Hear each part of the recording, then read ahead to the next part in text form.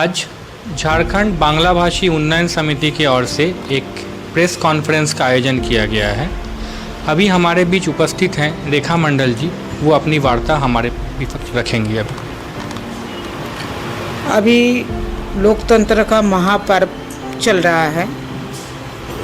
আমি বাংলাতে বলি, এটা লোকতন্ত্রের আমাদের একটা মহা উৎসব শুরু হয়েছে, রাষ্ট্রীয় উৎসব। এই উৎসবে আমরা সবাই দলে দলে যোগদান করছি। আর বাংলা ভাষাভাষীর থেকে যত আমাদের 26টা জাতি মিলে ঝাড়খণ্ডের বুকে বাংলা ভাষাভাষীর সংখ্যা অনেক। সেই সংখ্যাকে আমরা সবাই ভোটদানে জয়যুক্ত করতে বলছি, যুক্ত হতে বলছি।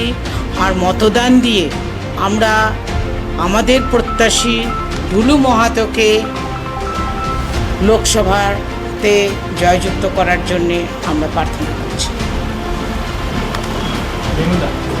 আপনি কিছু বলুন আজকের প্রেস কনফারেন্স। দেখুন, আজকে আমরা ধানবাদ ডিস্ট্রিক্টে এই জন্য প্রেস কনফারেন্স করছি যে ধানবাদ লোকসভাতে 25শে মে আপনার আমরা এমপি কাকে চয়ন করব, তার জন্য আমরা আজকে বসেছি।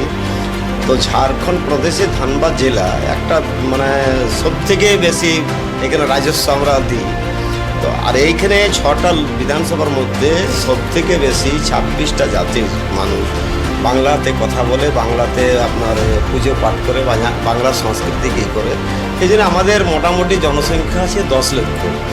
তো আমরা দেখলাম যে এই 2024-এর লোকসভার প্রত্যাশী বাংলা ভাষা কে আছে, বাংলা ভাষার জন্য কে লড়াই করে, বাংলার পক্ষে কে আমাদের পার্লামেন্টে কথা বলবে। এর পূর্ব বাংলার পক্ষে কে বিধানসভাতে কথা বলেছিল।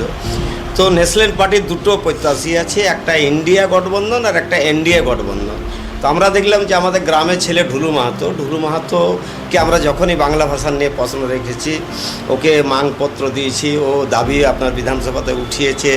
শহীদ মনীন্দ্র মণ্ডলের প্রশ্ন হোক, আমাদের বাংলা ভাষার লেখাপড়ার প্রশ্ন হোক, একে রায়ের মূর্তি বসানো হোক, সমস্ত বাংলা ভাষাভাষীর নিয়েও বরাবর প্রশ্ন রেখেছে।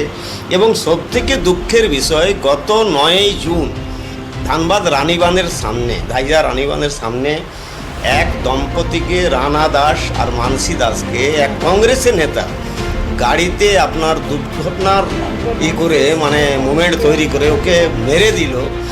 কোনো নেতা ধানবাদের কেউ আপনার এটাকে প্রশ্ন করেছিল, একমাত্র ঢুলু মাহাতো আপনার ওটাকে বিধানসভাতে প্রশ্ন করেছিল, ধানবাদে এখানকার মাটিতে প্রশ্ন করেছিল। তো আমরা দেখলাম যে আমাদের লোকসভার পরে বাঙালিদের বাংলা ভাষার জন্য কে সুরক্ষা দেবে, কে আমাদের জন্য আপনার করবে। তাই আমরা নির্ণয় নিলাম সমস্ত জায়গায়, নিরসা বিধানসভা, সিন্দ্রি বিধানসভা, ধানবাদ বিধানসভা, ঝরিয়া বিধানসভা, চন্দনকারী এবং বোকারো সমস্ত বিধানসভার জনগণের কাছে আমরা গেছিলাম। তাদের একমাত্র নির্ণয় হলো যে আমরা এইবারে লোকসভার প্রত্যাশী 77 বছর পর এক রাষ্ট্রীয় পার্টির প্রত্যাশী বাংলা ভাষাকে পেয়েছি। সমস্ত একজুট হয়ে এবার আমরা ঢুলু মাহাতোর পক্ষে মতদান করবো, এটাই আমাদের নির্ণয়। আর যারা ঢুলু মাহাতো প্রত্যাশী হওয়ার পর যারা আপনার এটাকে ঢুলু মাহাতোকে দেখতে চাইছে না, ঢুলু মাহাতোর উপরে নানা রকমের জিলিগেশন দিচ্ছে, এটা সম্পূর্ণ মিথ্যাবাদী, এটা একটা ষড়যন্ত্র।